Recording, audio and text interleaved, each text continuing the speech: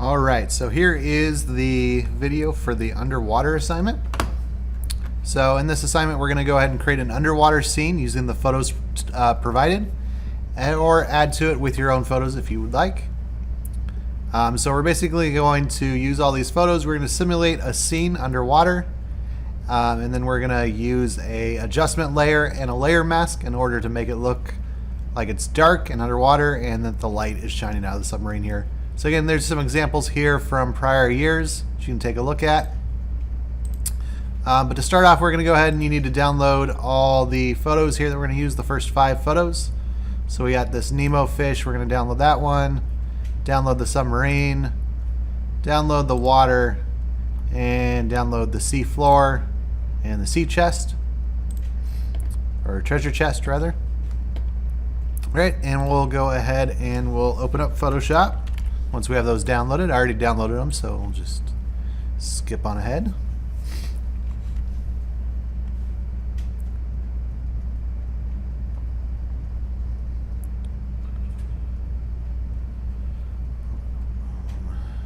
Any second now. Alright, so for this one I want you guys to go ahead and create a new document. And we're going to go ahead and make it 1920 by 1080 pixels. So again, pixels, 300 pixels per inch should work. Again, we're looking for something that'll fit on a TV screen. So 1920 by 1080 is the standard resolution for the TVs in my classroom. So that's what we're going to use. And we'll go ahead and hit create. All right. And we'll start bringing in our elements. So first one, I'll go ahead and go File, Open. And I will open up the seafloor here. And the real quick way, if you remember, to get rid of the white is just to use the magic wand tool. So I'm going to select the magic wand tool, click on the white, and delete it. Oops. Of course, I forgot. I got to unlock the background first, and then I can delete it. And boom, the white's gone. Now I did miss a spot right there, so I'll go ahead and grab the spots here in between the seaweed too to make sure it looks real nice and clean. And completely cut out. And then again, select, deselect, and I can just click and drag this layer from this document over to my new document and put it in place here. And in this case, since it's not filling up the bottom, I'm going to go ahead and just duplicate it.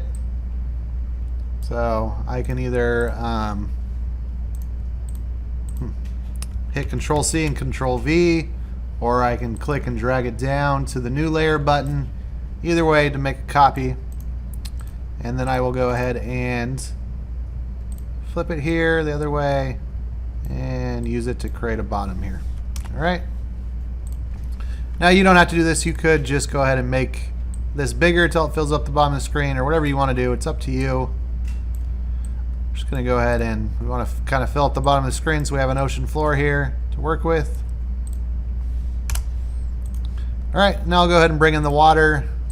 So File, Open, or I'll open up the ocean here. Drag that over. So drag that over to my untitled document, drag it down. Again, it needs to be behind the seafloor, so I'll move it down in some layers. And I'll go ahead and expand it out so that it fills up the image here. Alright, and now to save you some time so you don't have to watch me for too long, I'm going to go ahead and open up the submarine, and we'll go over how to create this underwater effect. So grab the sub, again, magic wand tool lets me delete the white. Now it kind of missed the white again because it hits the edge of the submarine and then stops, so I'm going to go ahead and delete between the wires here, between the rudder back here, between the hand right here. Get all those kind of white spots cleaned up. Select, deselect, and then we'll go ahead and bring the sub over here and drop them in. Alright, so we want to go ahead and darken this whole scene to make it look like it's underwater. So what we're going to do is we're going to go down here and we're going to go ahead and add a new adjustment layer. Alright, so again, the adjustment layers, if you forgot, or layer adjustments, are down here on the bottom right, the little half circle thing. We'll click on that. If you remember from the flower assignment, remember we turned the flower black and white and then we colored it back in. So we're doing a very similar technique here, except for we're going to use a brightness and contrast layer instead. So we'll choose brightness and contrast. We want to make sure it's on the top layer because, again, we work by layers, and whatever is on top is going to be over the top of everything below. So in this case, since it's an adjustment, it'll affect every layer below it. And we'll go ahead and just bring the brightness way down.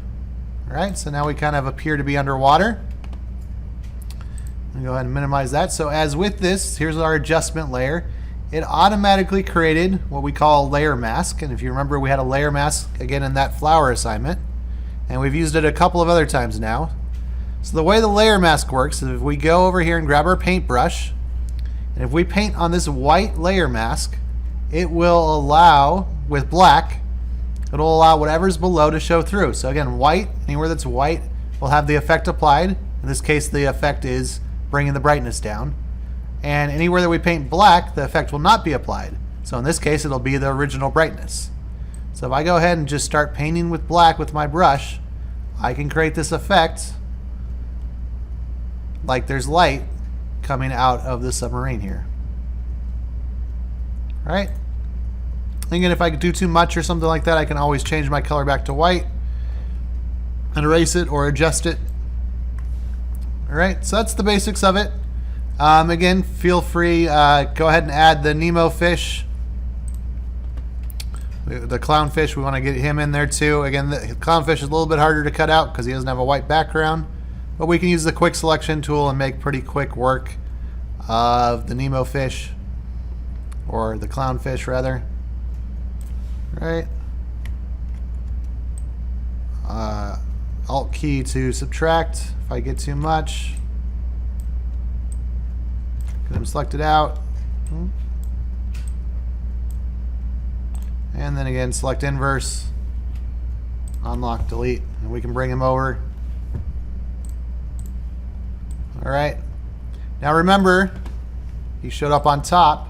So again, I want to make sure he's under the brightness and contrast layer so that the dimming effect also applies to him. And as you remember, a couple of things, principles of designs we've talked about. We can create scale and proportion, again, by having fish of multiple sizes. The big fish will be up close, right? And the smaller fish would appear further off in the distance. We could also blur the fish to make them appear further away. So we went down to filter, blur. We could add some Gaussian blur. And again, blurry fish are going to be further away, right? Because we can't see them as well. And also, right, principles of design. So we've automatically kind of created emphasis here with this brightness because our eyes are attracted to the brightness. So this gives the image some emphasis.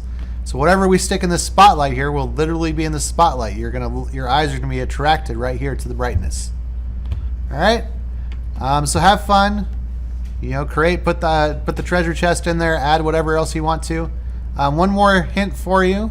A lot of times when you're doing this, because the brightness and contrast layer is on top, when you go like to say try to select the fish, you might accidentally grab that brightness and contrast layer.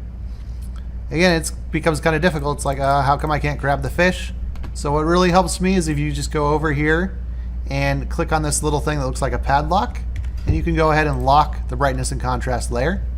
And then it won't move around on you anymore, and you can select other things and not have that problem. And if you need to make any changes to it, you just got to remember to go in and unlock it again in order to be able to make any changes. All right, good luck, have fun.